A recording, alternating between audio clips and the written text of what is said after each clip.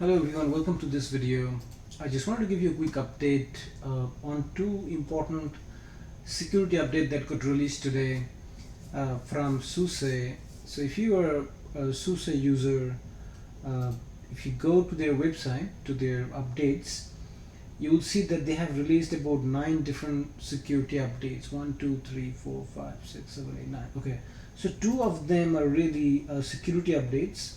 Okay, and what we're gonna do, we're gonna take a look at the bottom two one related to the Perl PIRPC module, and another one is for the libvert. And if you look at it, so this, they are rated, the first one, the Perl PIRPC one, as moderate impact, and the other one regarding related to the libvert vulnerability, they're rated that as an important security update.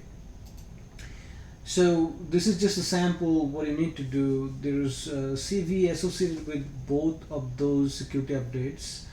The Perl PIRPC is really an old vulnerability released long time back, and now they have released a patch, and you can just use the YaST to patch, or you can alternatively use commands zypper in -t patch and put that thing in there, and that you'll be able to patch your system. So what we'll do, we'll go to the one of the links that I have. So I'll actually go to both links. So here I'm actually going to give you this link to you. So this is one of the most important link. If you're a SUSE user, you should be following. So this is where they will release all of their updates and stuff like that. So if you look at August 14, that's today, this morning they have released that many recommendation. So if you look at the first about 7 recommendations, they are related to the grub bootloader. So you go ahead and get that one as well while you're on this page. But these two are the ones that are most important for today. And if you go to any of this page, it will give you more information about what needs to be done. So as you see, this one here is the CVE, okay, CVE 2013-1784, and you have a very good detailed patch instruction how to do that. Okay, and the package list is also tell you more about it. Okay, the other one is related to the libvert. So if you do the same thing, go to that page. Rating, again, it's a very important rating, and you can read up some more stuff about it. This is a newer vulnerability, and another way to identify that is look at the year CVE. This 2020 means that's a new vulnerability. So if you need more information, you can also look and see what you have. So if you go over there, upstream information, you can also even go down to the MITRE website to see what's going on. So if you look at this particular one, it's got a base score of 8.2. Here is some more information. How can this vulnerability be exploited? Access complexity is low. So this is gonna be a really important one for you. Privilege required, high.